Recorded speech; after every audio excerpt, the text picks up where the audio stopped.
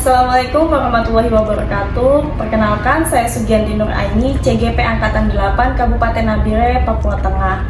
Kali ini saya tidak sendiri, saya akan mewawancarai kepala sekolah saya, Bapak Peter Hamberi SPDK, selaku Kepala Sekolah SD Negeri Impres Kalibogo.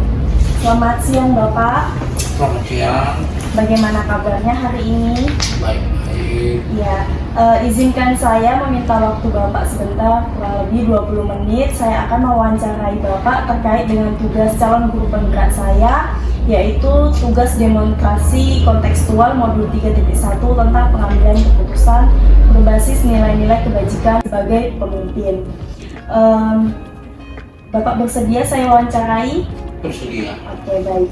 Kita langsung saja ke pertanyaan pertama. Selama ini bagaimana Bapak selaku kepala sekolah dapat mengidentifikasi kasus-kasus yang merupakan dilema etika atau bujukan moral? Bapak selaku pimpinan di sini di SD Negeri Impres Kalibogo, Bapak wajib melihat masalah-masalah di sekolah, terutama masalah kabar kita, itu kita harus lihat dari beberapa sisi, menyangkut data tertib, kehadiran, terutama yang Bapak lakukan itu kedekatan Bapak dengan staf bawahan. Nah, sebelum Bapak melakukan sesuatu, Bapak harus mendata informasi dari beberapa staf yang menurut Bapak mereka bisa membantu Bapak di dalam melaksanakan tugas kepemimpinan Bapak di sini. Sehingga pada saat Bapak berkeputusan harus merata, ya, tidak bisa berpihak. Nah, kenapa Bapak katakan Bapak mengambil keputusan itu merata? Untuk membantu kita di dalam menyukseskan tujuan dan kepentingan kita, bagaimana untuk membuktikan bahwa anak-anak kita itu mengerti tentang apa yang kita ajarkan. Nanti nama sekolah itu terangkat dengan sendirinya karena kinerja dari stafnya Bapak.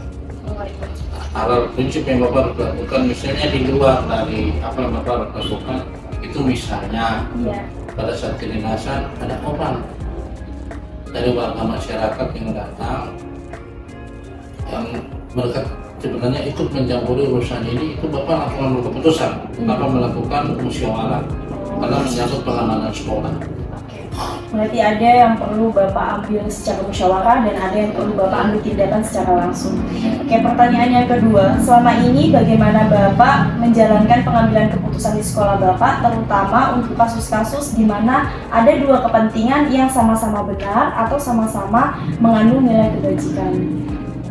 Jadi misal ada kasus-kasus di mana yang satu sisi benar, satu sisinya benar. Nah, keputusannya gimana nih Pak? Ya, keputusannya tinggal apa atur waktu.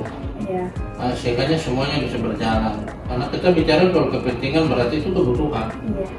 Nah, kebutuhan yang perlu kita harus jaga, kita rawat, apalagi kebutuhan itu membantu kita di dalam tugas kita sebagai guru.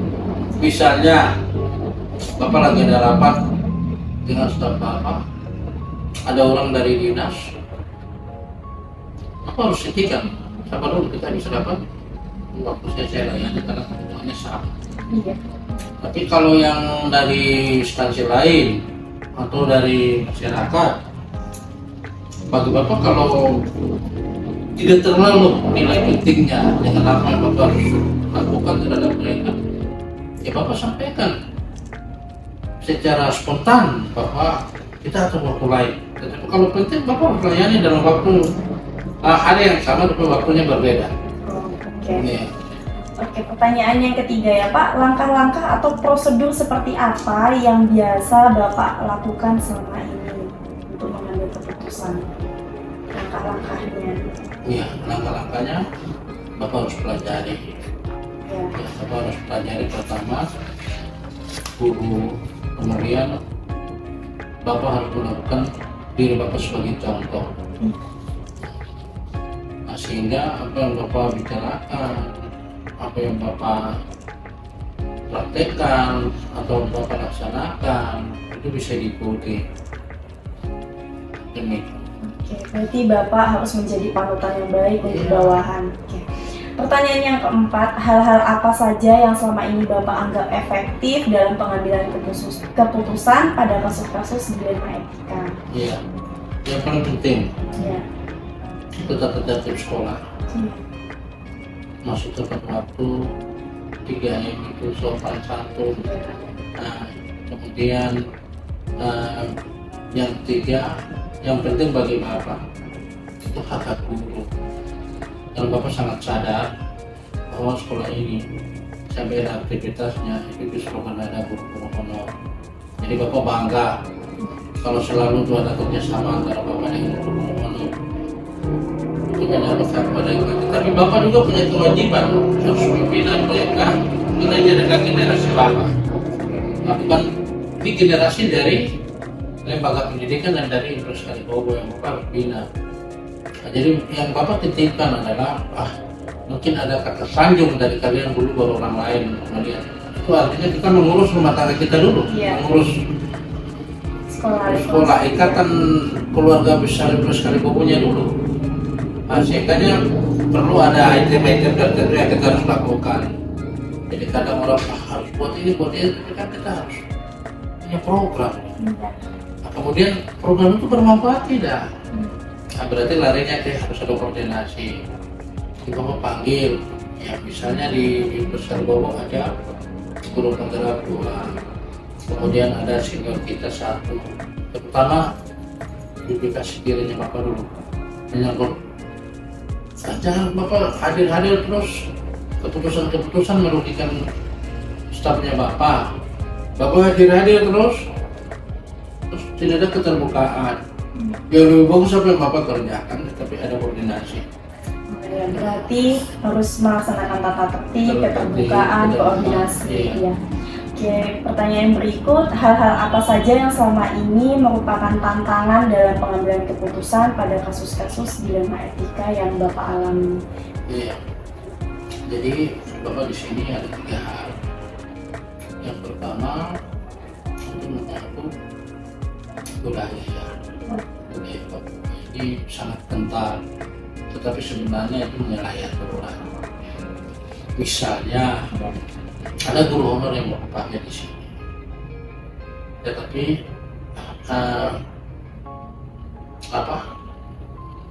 nilai keterampilannya, disiplin ilmunya itu tidak bisa kita pakai. Contoh, ada beberapa guru yang sebenarnya bukan guru karena ijazahnya itu sarjana sosial, pariwisata, apalagi bagi staf Bapak yang tidak berijazah sarjana. Ini kan menyusahkan aspirasi, menyusahkan nama sekolah kepada kementerian.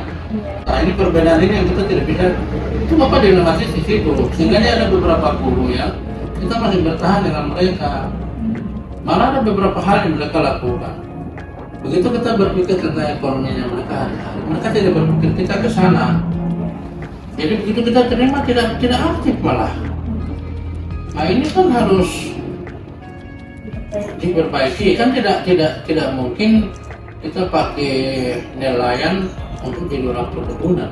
Oh, iya, kalau nelayan ya nelayan, yang perkebunan ya perkebunan. Kalau kita pendidikan ya pendidikan, dengan kita pendidikan kita urus kesehatan. Itu yang dilematis bagi Bapak hari ini di Universitas Bobo. Dasarnya guru-guru PNS bahkan P3K tidak melaksanakan tugas berdasarkan SK yang ada. Ya, makanya Bapak harus jaga, Bapak harus merangkul beberapa guru Bapak yang mereka non PNS dan mereka aktif membantu untuk angkat nama sekolah, berarti nama Bapak yang diangkat, dinas pendidikannya yang diangkat, ya Bapak harus jadikan mereka itu pahlawan. Bapak dilematis itu hanya karena itu. Tiap bukan guru honor, guru PNS, kemudian guru P3K yang tidak aktif berdasarkan SK. Berarti itu adalah tantangan Bapak, kelinearan dari sarjana ya. Pertanyaan yang berikut, apakah Bapak memiliki sebuah tatkala atau jadwal tertentu dalam sebuah penyelesaian kasus dilema etika? Apakah Bapak langsung menyelesaikan di tempat atau memiliki sebuah jadwal untuk menyelesaikannya. Kalau semisal Bapak punya jadwal untuk menyelesaikan sebuah masalah, bentuk atau prosedur seperti apa yang Bapak jalankan? Nah, masalahnya sih, Iya. masalah itu terjadi, yang biasanya terjadi dan mendesak Bapak mengambil keputusan adalah itu masalah luar, masalah lingkungan. Iya. Misalnya ada orang tua murid yang tidak puas dengan sistem pendidikan kita di sini. Kalau mereka mau datang ke sekolah, mau langsung ke staf Bapak tidak bisa. Bapak langsung ambil alih. Tetapi kalau masalah sekolah atau masalah kelas yang dilaporkan ke Bapak, Bapak harus jadwalkan. Dengan cara Bapak buat undangan, panggil orang tua untuk bantu kita di dalam sama-sama mengawal proses KBM ini. Karena ini kan milik bersama. Iya. Sekolah hanya menggunakan beberapa waktu, jam 7.30 sampai jam 12.05 untuk mengajarkan. Tetapi hidup anak-anak itu, bagaimana mereka itu bisa selamat, bagaimana mereka itu bisa aktif di sekolah, itu ada di tangan orang tua. Jadi kalau namanya masalah itu mendesak Bapak, itu misalnya ada orang tua murid yang tidak menerima pembinaan guru, tiba-tiba datang pada saat jam dinas, secara spontan Bapak ambil langkah. Bapak tidak bisa membiarkan staf Bapak untuk digubris. Karena itu tanggung jawab Bapak. Iya. Seperti itu. Pertanyaan yang berikut, adakah seseorang atau faktor-faktor yang selama ini mempermudah atau membantu Bapak dalam pengambilan keputusan dalam kasus-kasus dilema etika? Bagi Bapak, ini sudah Bapak demokrasi terutama bagi Bapak di sini itu orangnya enjoy, kemudian jiwa nasionalisnya tinggi. Memang secara manusia ketika Bapak mungkin seperti itu, tapi Bapak berusaha. Kita manusia ini kan Tidak luput dari salah. tidak luput dari salah. Iya. Silakan wajah Bapak seperti ini. Iya. Ya, tetapi koreksi-koreksi yang masuk Bapak punya staf, bahkan kalian adalah anak-anak Bapak. Bapak harus terima, evaluasi diri itu penting Iya. di dalam melaksanakan tugas. Iya. Jadi itu sekedar yang perlu Bapak sampaikan. Jadi wajib di sini kita koordinasi untuk kepentingan kita bersama. Kita jalan. Jadi faktor-faktornya adalah Bapak mempelajari dari senior, terus koordinasi dengan dengan bawahan. Iya. Oke, pertanyaan terakhir nih Pak, dari semua hal yang telah disampaikan tadi, pembelajaran apa yang dapat Bapak petik dari pengalaman Bapak dalam pengambilan keputusan dilema etika? Iya. Jadi pengalaman membuktikan keputusan sudah sering Bapak lakukan. Kalau di sini Bapak rasa bangga dengan adanya Bapak punya staf ya yang begitu gemilang, yang mereka membantu Bapak sehingganya semuanya bisa berjalan baik. Itulah yang Bapak rasa di situ ada perbedaan bagaimana mengambil keputusan di dalam tugas Bapak hari ini. Artinya lengkaplah jumlah guru yang ada untuk melayani peserta kita yang ada. Jadi mungkin intinya Bapak juga harus menghargai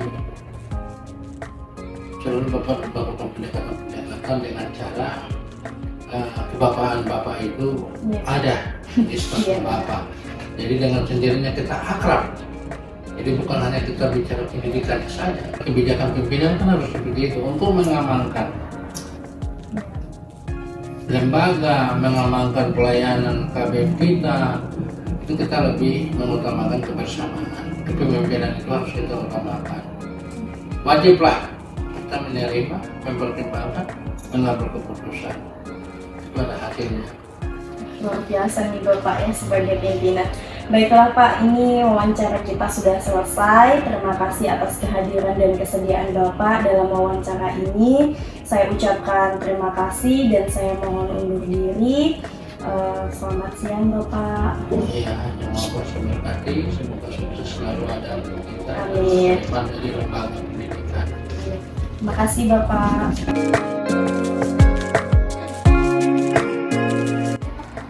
Assalamualaikum warahmatullahi wabarakatuh. Perkenalkan, saya Sugiarti Nur Aini SPD, calon guru penggerak angkatan 8. Kali ini saya bersama Ibu Kepala Sekolah SD Muhammadiyah Nabila, Ibu Mumun SPD. Halo Ibu, assalamualaikum. Waalaikumsalam warahmatullahi wabarakatuh. Apa kabarnya Bu? Alhamdulillah baik. Alhamdulillah. Sebelumnya saya minta maaf saya meminta waktu Ibu sebentar. Tujuan saya datang kemari untuk mewawancarai Ibu untuk memenuhi tugas saya sebagai calon guru penggerak, yaitu demonstrasi kontekstual modul 3.1 tentang pengambilan keputusan berbasis nilai-nilai kebajikan sebagai pemimpin. Apakah Ibu bersedia meluangkan waktu 20-30 menit? Saya bersedia. Alhamdulillah. Baik Bu, terima kasih untuk kesediaan waktunya. Ada 8 pertanyaan yang akan saya tanyakan. Kita langsung saja ke pertanyaan pertama. Selama ini bagaimana Ibu sebagai kepala sekolah dapat mengidentifikasi kasus-kasus yang merupakan dilema etika atau bujukan moral? Jadi kalau kasus dilema etika itu biasanya cenderung muncul karena situasi yang akan terjadi ketika saya sebagai pimpinan harus memilih antara dua pilihan, di mana kedua pilihan itu bertentangan ya, tentang benar atau salah gitu. Jadi sedangkan kalau kasus rujukan moral, situasi yang terjadi ketika saya harus membuat keputusan antara benar atau salah. Jadi dalam menyikapi hal ini, saya akan melakukan klarifikasi dan konfirmasi terhadap pihak-pihak yang bersangkutan untuk dimintai keterangan dan pendapat terhadap apa yang menjadi permasalahan. Jadi dengan asumsi bahwa permasalahan pasti akan bisa diselesaikan jika kita lakukan dengan komunikasi dengan baik. Jadi terus kemudian diputuskan dengan mempertimbangkan hal-hal yang dapat meminimalisir potensi negatif dari keputusan dan memaksimalkan potensi positif dari keputusan yang telah saya buat. Oke, memang benar bahwa permasalahan itu pasti dapat diselesaikan bila dilakukan dengan komunikasi atau musyawarah. Pertanyaan yang kedua, selama ini bagaimana Ibu menjalankan pengambilan keputusan di sekolah Ibu, terutama untuk kasus-kasus di mana ada dua kepentingan yang sama-sama benar atau sama-sama mengandung nilai kebajikan? Jadi yang saya lakukan sebagai pimpinan di sini tentu kita harus mengambil sebuah keputusan. Jadi saya sebagai kepala sekolah di sini harus bisa menjunjung tinggi di sekolah dengan tidak mengesampingkan satu kepentingan dari kepentingan yang lainnya. Jadi Ibu harus memikirkan bahwa kepentingan ini ada kepentingan mana, bukan hanya satu kepentingan individu saja. Yang biasa Ibu. Untuk langkah-langkah atau prosedur seperti apa yang biasanya Ibu lakukan sendiri? Jadi yang saya lakukan adalah dengan mengidentifikasi keputusan yang perlu diambil, terus mengumpulkan informasi yang relevan, terus mencari solusi alternatif yang terjadi, ya, terus mempertimbangkan bukti, ya. Jadi harus mengambil tindakan. Membuat keputusan itu kan tidak mudah, jadi harus meninjau kembali keputusan yang kita ambil, baik buruknya dan keputusan yang telah diambil. Pertanyaan berikut, hal-hal apa saja yang selama ini Ibu anggap efektif dalam pengambilan keputusan pada kasus-kasus dilema etika? Jadi ya, sebagai kepala sekolah ya, biasanya saya memutuskan itu tidak sendiri. Jadi perlu adanya kerjasama antara mungkin guru dan warga sekolah di sekitar lingkungan sekolah. Berarti harus ada kolaborasi. Iya, jadi nggak bisa mengambil keputusan sendiri. Untuk hal-hal apa saja yang selama ini merupakan tantangan dalam pengambilan keputusan pada kasus-kasus dilema etika? Jadi tantangannya itu pada situasi ini keputusan yang sudah saya ambil itu belum tentu memuaskan ya, memuaskan bagi kedua belah pihak. Tapi paling tidak dapat meminimalisir kekecewaan karena proses pengembalian keputusan sudah dilakukan dan wajib dijalankan melibatkan faktor yang sudah menjadi relevan di sekolah. Oke, pertanyaan ke-6, apakah Ibu sebagai kepala sekolah memiliki sebuah tatkala atau jadwal tertentu dalam setiap penyelesaian kasus hinaan NIK? Apakah Ibu langsung menyelesaikan di tempat atau memiliki sebuah jadwal untuk menyelesaikannya? Misalkan Ibu punya jadwal, bentuk atau prosedur seperti apa yang Ibu jalankan? Jadi kalau untuk jadwal itu tidak ada ya Bu. Biasanya itu di sini kalau ada permasalahan seperti itu, kalau memang bisa diselesaikan hari itu juga biasanya kita selesaikan. Tapi kalau memang waktunya nggak memungkinkan, mungkin bisa ditunda. Saya ada apa atau Ya, menunda. kalau memang sangat urgent saja. Oke, yang berikut, adakah seseorang atau faktor-faktor apa yang selama ini mempermudah atau membantu Ibu dalam pengambilan keputusan dalam kasus-kasus di lingkungan? Jadi faktor-faktor itu yang saya ambil ya, kalau yang saya putuskan itu sebenarnya tidak ada yang khusus. Jadi pihak yang berkaitan dari warga sekolah itu dapat membantu dan mempermudah dalam meninjau kembali hasil ya keputusan yang lebih tepat dan tidak diterima oleh semua pihak. Dari semua hal yang tadi disampaikan dari pengalaman saya di awal sampai sekarang, pembelajaran apa yang dapat Ibu petik dari pengalaman Ibu mengambil keputusan di lingkungan? Jadi dari kasus itu saya bisa mengetahui ya, memahami dari konteks penasaran itu gitu yang pertama. Terus yang kedua itu dapat komunikasi itu sangat penting karena selain itu menjaga harmonis lingkungan kerja dan membantu kembali keputusan yang telah dibuat. Oke Bu, terima kasih Bu untuk wawancara kali ini. Kita sudah selesai. Saya ucapkan terima kasih. Semoga saya bisa menjadi pemimpin kelak. Apabila saya menjadi pemimpin, saya akan mencontoh cara-cara pengambilan keputusan yang Ibu ambil. Nah, saya mengucapkan terima kasih lagi untuk kesediaan waktu Ibu dalam wawancara ini. Saya mohon undur diri. Assalamualaikum warahmatullahi wabarakatuh. Terima kasih Bu.